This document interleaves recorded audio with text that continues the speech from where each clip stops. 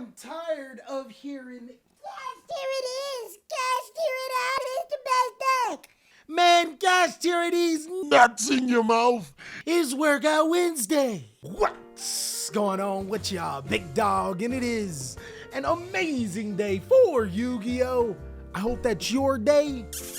Phenomenal. But if it isn't, don't let what happened at the beginning of your day ruin the rest of your day. Today for Workout Wednesday, since it is getting closer and closer to the summer, I'm probably gonna have to say this again, but I wanna talk about y'all getting that summer body. You can't see my, oh, it's nice. One thing I wanna mention to you guys, for the people that just started to go to the gym to get that summer body, that ain't gonna happen, big dog. You just can't go to the gym 40 pounds overweight expecting to look like Michael B. Jordan in a month. It just don't happen. More often than not, if you were just getting into the gym to get that perfect body you want, it's gonna take hard work, patience, dedication, and years of work to be able to scope what you need. To be honest, I'm not even there, big dog, and you know I work out every day. But it's okay, big dog. Do not let that ruin you from getting into the gym and hitting it. I promise once you get that body that you've been looking for, or you get those gains that you want, you're gonna love the journey and you're gonna love everything about it.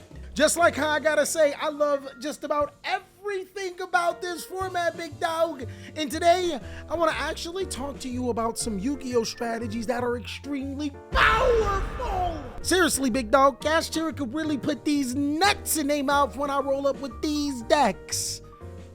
Pause. So today, big dog, to wrap up the season, I am going to be bringing you some top Yu-Gi-Oh! Decks that are way more powerful than you think. And of course, as a special thank you for helping me pay my editors, I will be putting personal deck lists on my Patreon because you guys are too strong.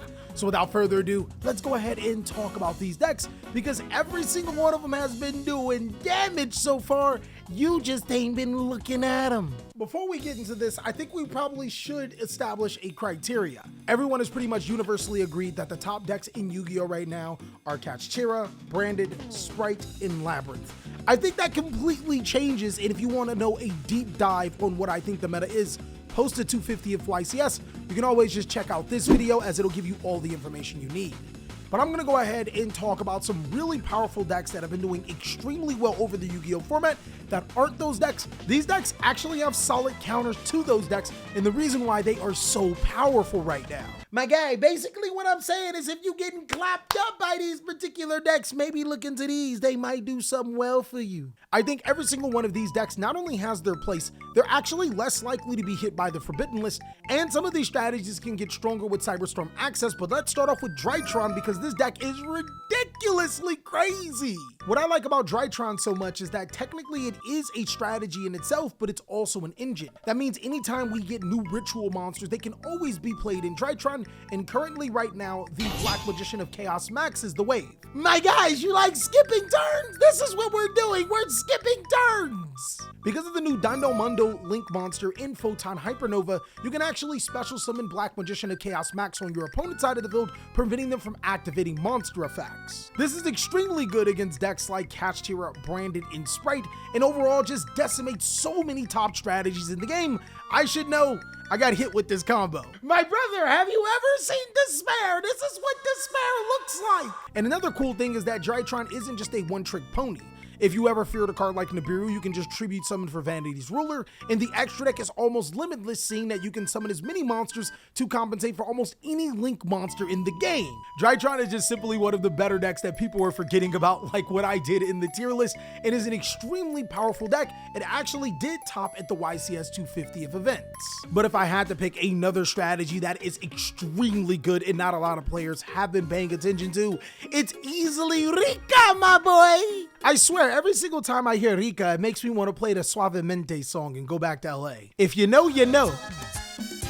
Hey, yeah.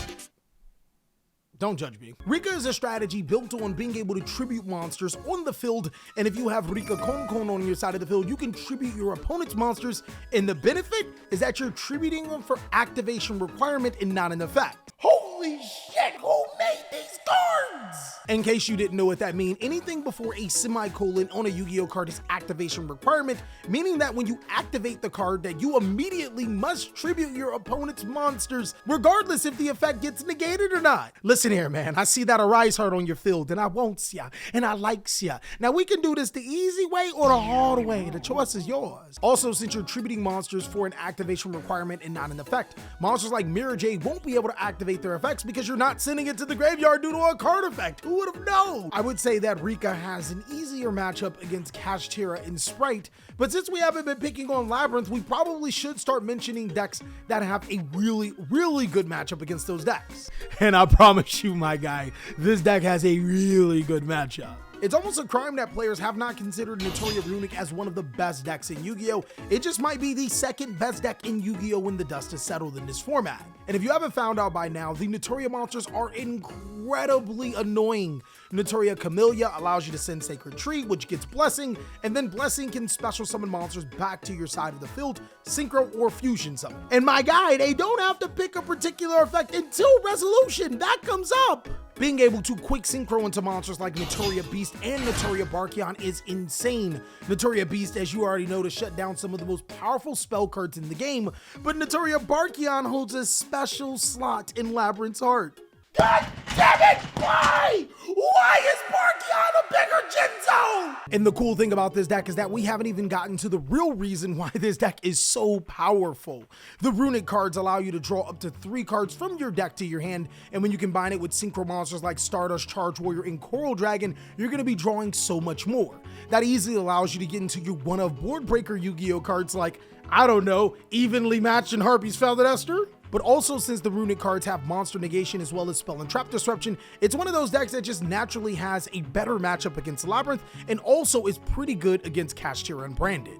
I mean, come on, big dog, who am I kidding? You just summon a bigger monster and you're already got a good matchup against Sprite. Just throw Sprite in there too. Over the past few weeks, players have been saying that access code talkers should be banned, and I think MathNeck is part of the problem. My guy, if y'all don't shut the fuck up before I add you, bitch, and subtract your mom out of the equation, don't be talking about Access Code Talker. Access Code Talker is fairly powerful, but when it can be made using Update Jammer as link material, it can be a monster that is at least 4,300 attack and can attack twice.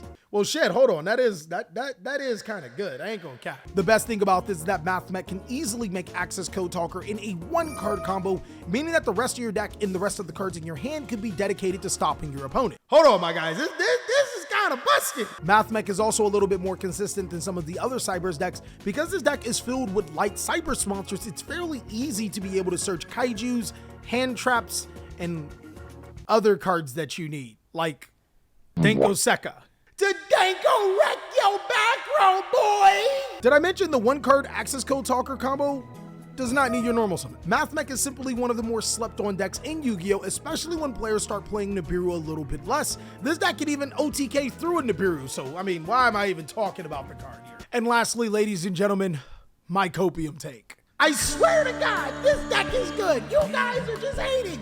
This deck is real good. Did you see me clap up on the last duel challenge? I did good on the last duel challenge. Nobody can stop me. This deck is good. My Copium Take is exactly what it sounds like, a deck that I genuinely think should be in the discussion. And if you guys have a Copium Take, of course, let me know down below in the comment section. I love to hear and read Copium Takes. But for my Copium Take today, I am easily going to say Evil Eye. It has all of the things that you need. Top decks! I really don't give a shit about the top decks when I can summon an indestructible, untargetable monster that keeps getting stronger. Just don't kaiju me. Evil Eye is a deck built on being able to equip Evil Eye monsters with your Evil Eye Selene that makes them immune to pretty much card effects and being destroyed by battle, and it also continuously gives those monsters attack. And typically, while your monster is equipped with Evil Eye Selene, they also gain additional effects. Gorgon allows you to be able to negate a monster on the field, and Xerxio allows you to be able to destroy a card and can attack twice if it's link summoned with a monster with 20 seconds or more attack. I ain't never seen a Big Daddy deck flex like this, especially when it is so much more to do. What I like most about the Evil Eye engine is that it is extremely sleek, and since it is a link-based deck, it can be built on taking your opponent's bish, meaning cards like Triple Tactics, Talent, Mind Control, and Change Your Heart can use your opponent's monsters for a link summon into your Gorgon. And when I do it that way, I like to call her my little succubus, cause your monsters is gone. Evil Eye has the versatility to be able to play really good Floodgate Yu-Gi-Oh cards like Rivalry and Gozen, but also can play some really disruptive cards, very powerful staple cards like Triple Tactics Talent that I said before, and Cashier Fenrir, and other cards alike to be able to destroy your opponent. Plus, the Evil Eye Spell and Trap cards are insane! My guys, just read those Evil Eye Spell and Trap cards. You're gonna be like, hold on, whoa. They get a double compulse? They get a spell trap negation? Their new spell card is a double foolish burial and a rota? How? And that is all that I have for the decks that I think are extremely powerful and you're just sleeping on them. But I don't know, maybe I could be in the copium place all across the board. Of course, if you have a particular strategy that you think is just as strong or even stronger, go ahead and let me know down below in the comment section. But also, be sure to check out these videos for more CaliEffect content, my guy. You won't regret it. You won't regret it. I'll catch you on the next one.